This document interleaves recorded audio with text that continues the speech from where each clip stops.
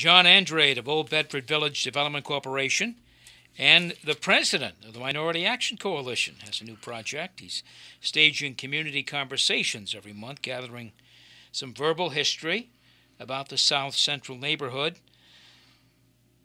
John Buddy Andrade, yes. How are you? I'm doing well, and thank you for inviting me again, Phil. Jim, rather. I'm sorry about that. That's quite all right. Freudian slip, so to speak. But, I thank you for having us back. This is a very important time, a new year, 2018, and we're just ready to rock and roll for this year, and so thank you. Why are you tackling this community conversation project? I guess it's going to be every month. You got one coming up. We're working on a monthly community open house at the Minority Action Committee building at 41 Bedford Street. And what we're trying to do is get people to know who the Minority Action Committee is and where we're located at. The building that was donated to us for $1 by the union, the United Electrical Union, that were the workers for the Morse Cutting Tools property, the industry. And so we had the building since '97. And so we're trying to bring people to the building. We're trying to get people to focus on what's going on in the neighborhood, and by having these conversations, we hope it. And we had 18 people at the last one on January 20th, which I wasn't expecting that many, and I expect hopefully about a dozen tomorrow, on Saturday rather, the 24th. Yeah. And then we're going to do another one in March. We're not sure if we're going to focus just on education or if we're going to focus on youth and education. You are trying to get people involved, trying to get people to realize that we can do more. We have to do more. And when I say get people involved in the way you said it, there are a whole bunch of folk already out there doing things. Unfortunately, there's not enough of us. So I'm asking those who are in retirement, older brothers and sisters, to come out of retirement, give 1 hour. Come to the gym and spend an hour at the gym, or go to Gome School, go to Pace Head Start. There are so many things that we can do that we need to have done with older folk who can come and give an hour here and there to help mentor and talk to some of these younger kids, because that's what they need. They need extra communication and extra engagement in their lives of other people. You've had a couple of meetings already. One you've had, one coming up. We tape this on Thursday, so obviously you got one on Saturday. Right. Are they going to continue further along the line, do you think? So far, we've had two sponsors. Sunshine's Place has sponsored the first one. Atlas Marine and Stone are sponsoring the next, and we hope to get a couple more. And the goal is to do it all year. To bring people out. We had a nice Manchupa dinner. We're going to have another dinner this Saturday with coffee and donuts and all that. And just to get a conversation. Now this one is called Just History. Even though this is Black History Month or African American History Month, we put it just history because if you talk about the South End neighborhood, Bedford Village neighborhood, that's where history begins for the city of New Bedford. And when we talk about Black history, Lewis Temple's home is across the street from our office, 54 Bedford Street. The Fire Museum has the first African-American fireman in the city of New Bedford back in 1836. So there's a lot of Black history right there in that neighborhood. There's a lot of other ethnic groups, like the Native Americans, when you go all the way down to Palmer's Island and deal with the Prince Philip's Wars and all that stuff, the Native American community. And then, of course, the Irish, the English, and all the other early Americans that came and settled in that part of the city of New Bedford and the history that's associated with it. Then you come forward with the Portuguese community, the Cape Verdeans, the Puerto Ricans, the Jewish community, and you got one hell of a good neighborhood. And what we're trying to do is bring that back. Bring that back, including bringing in the new immigrants into that fold, so that they can see that this has always been a good living community, and they want to be part of keeping it that way and pushing it up.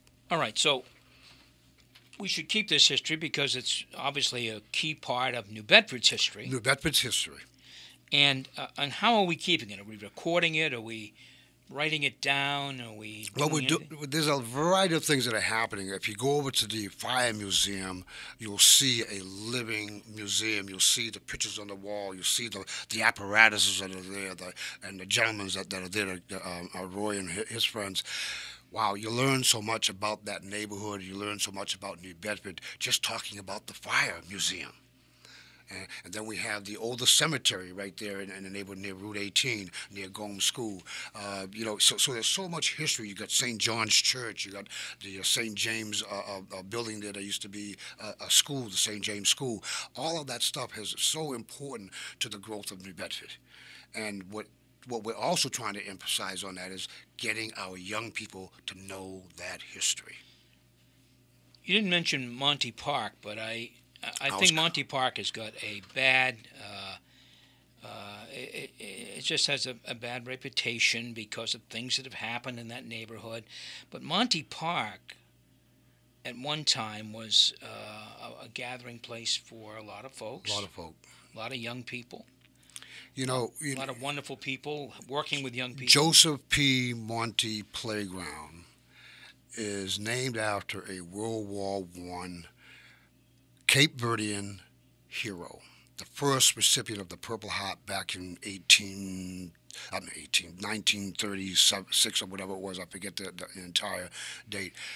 But the history of that man, the history of who he is, like throughout the city, we have all of these parks, all of these squares after real important veteran events in our history. And Monty Park, or Joseph P. Monty, is no different from that. And that's what we want people to know about him. So when we advertise it now on our media, on our flyers, we put Joseph P. Monty. We want people to know who he is, his full name. And this is also the anniversary for the World War I, 100 years of World War I and all that stuff. And so we're also trying to get more stuff done. We're going to do a program just on World War I veterans, as well as this is also the 50th year of Vietnam veterans. I am right now reliving 50 years ago of going through boot camp, my whole period of starting the Vietnam War right up to right now. And me too. It's a long time, and congratulations to all of us who are still here to talk about it. 50 years later, about Vietnam and everything else that has happened. And then, of course, when you talk about the history of New Bedford, during that same period, we're talking about the riots of 1970. We're talking about the Lester Lima. We're talking about all those other things, even Pocky Grace, and what happened with him doing all that. So there's so much history that we could be talking about. But we also have in the South End, besides Monty's, we have the Wood Street, the Wood School, which is on the corner of Pleasant and Russell Street. This was the school that was the first school in the United States that had the American flag in the school. And the school was knocked down, of course, about 40, 50 years ago, but there's still a square there, and we're trying to get that square upgraded. We still put up the flag every day over there. The members of the Cape Verdean community still put up the flag. Sunshine's Place, which is the educational center, Jackie Ramus, that's her dad, her family, and they take care of it. But we want to see it really spruced up a lot because of what it represents. It represents, again, America. Not just New Bedford history, but American history. Absolutely. You're listening to Townsquare Sunday. I'm Jim Phillips. My guest is John Buddy Andrade, and we're talking about the South Central neighborhood. He is holding some community meetings, and they'll be every month. They'll be publicized. He is a prolific user of computers and Facebook and all of that stuff. So the media, the media, WBSM, Standard Times, all the good stuff, all of that. Yeah. This week coming up is also very important for South Central. You may learn more about the cleanup of the Morse Cutting Tool site. Is that right? What day is that? That's on Monday, the 26th. And what we're doing, again, Old Bedford Village was formulated in 1997 under the Minority Action Committee. And we found the building that we're now in, Old Bedford Village, there with Jim Simmons and I. And so what we're trying to do is focus back on what is going on at the Morse site. Here we got CBS, that we watch TV every day, Viacom and all that, multi-billion-dollar company, global company, and they won't come and clean it up. They're trying to walk away right now. The state is not doing their due diligence. The city is really absent MIA on this whole issue in regards to how to do and work with the community to make the cleanup happen, and so we can start talking about what the original plan was, a reuse plan on what to do with the property. And we want to see things there that are going to benefit the community, a community center, a museum, a library, a place for the kids to come and do music and recitals and things of that nature, job training, a senior citizen center, something that we've never had in that neighborhood. All the seniors that we have, we've never had a senior citizen center, and it was promised back during the Model Cities days. So we're trying to bring that back. Jobs, putting in stores and things of that nature, that so that people can walk across the street to go do laundry or go to Dunkin' Donuts or go to a restaurant, all that, to make that four-acre area something that's going to be a real good economic engine for the Bedford Village neighborhood. And so where are we now, though? I know that the last time I talked about Morse Cutting Tools, and I said you got a few flower boxes up there, I immediately had the good counselor from Ward 4 call me and said, wait a minute, we got more than that. Those are gardens. This is, people grow things there, and it shouldn't be minimized, and that's fine. I mean, I get it. Yeah. But I know we'd all like to see something perhaps a little more. Yeah, the garden is a Serenity Garden is a very, very important piece in the neighborhood. Old Bedford Village works with the members of the garden, and we clean up. We use our young folk to go ahead and do the cleanup and maintenance of the property. But there's a bigger picture there. The garden will always exist no matter what we do. That's something that in our original plans was always to make sure that we had vegetation all throughout the site for a lot of reasons. The aesthetics of it, but also for the environmental reasons as well. So the garden will stay, not in that form. It'll be in another form, but it'll be incorporated in the overall landscape of the entire property, 4 acres that we're talking about reusing for the community. Realistically, I mean, this meeting on Monday, are you going to have somebody come in to give you an update, or we have the DEP, which is the State Department of Environmental Protection. They'll be coming in talking about the audit that they're doing right now. They're also doing going around the neighborhood and testing some of the homes in that area, and we just got a list of the homes that they're trying to go and test, and so that'll be talked about. What cleanup, if any, that we're looking at for the Viacom, CBS people to come and finally do. And if that's not going to happen, then what legal action that we have to take to get them to do the right thing. And unfortunately, I don't have too much faith in the city. I have just a little bit of faith in the state, but I have some faith in our governor, and that's where we're going to take this to. The governor is a big proponent of brownfields. He understands the concept. I've met him and Secretary Ash at the State House when we were doing the energy thing back in September a year ago, and we talked about it. When the governor was here, we talked about brownfields.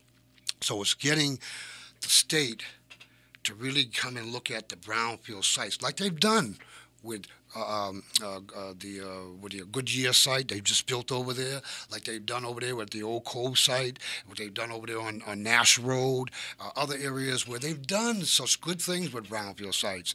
The first brownfield site in the city of New Bedford that was designated by the federal government and state was Morse Cutting Tools. And even at that time, back in the 90s, the Chamber of Commerce was calling the Morse Cutting Tools the poster child for brownfields and the whole industrial stuff that was going on. Okay, here we are, 25-something odd years later, and not a damn thing has been done. And the reason for that is because Scott Hausberger, at the time, sold the city out, and then the city, I don't know why, went and took control of the property because of taxes. All the money those people had, let them pay the taxes, let them be responsible for what they did. Sure. So now we're in the middle of this thing, and the city's right there because now they're the owners of the property, and it's contaminated. And they're not doing enough to make CBS come and do the right thing and clean it up. So it's going to be up to the community to do it. I mean, the contamination runs deep. It runs deep, and that's one of the reasons why they're talking about, because it's in the ledge and there's ledge there. But the issue about it is that it's also draining downhill. Downgrading, meaning going east towards the harbor, and it's going under Bay Village into the Gomes School area. And so it's still a nightmare. But they have no plan to contain it. And we know, and I know, because I've been to the conferences, I've been part of panels in Portland, Oregon, and Louisiana, in Philadelphia on how to do this, and we know that the science is there, the technology is there. Matt Morris and I did a presentation back in 2011 on all this stuff in doing that. So we know it can be done. The key thing is, do they want to do it? Give me an update on your after-school program at the Gomes School. Well, we had 52 kids there last night. What a wonderful program. It's really, really generating what we wanted to do. Have a safe haven for kids to come to do what they want to do, just hang out and play ball and have fun with themselves. We're still looking for money. Okay, got to say it just that straight. We have a tournament coming up in April called the Aaron Gant Tournament, and we're looking to raise $2,000 to do that tournament, because that money is used basically for the referees for the tournament and all that. And we'll be open till June 22nd, and then we look to come back next year and do the same thing with the school committee. And I want to thank the school committee for really, really helping us out. Jack Nobriga in particular, Mr. Finity, and the superintendent for their strong support of this program, and it's been very beneficial. Good luck, buddy. Thank you very much for having me. That's it for Townsquare Sunday for this week. My thanks to WBSM Production Director Jason Kent for getting the program on the air, and Digital Editor Casey Sylvia for posting these interviews on our website. And, of course, thanks to the listeners who tune in every week. I'm Jim Phillips. Thanks for listening. Have a great week and a wonderful Sunday.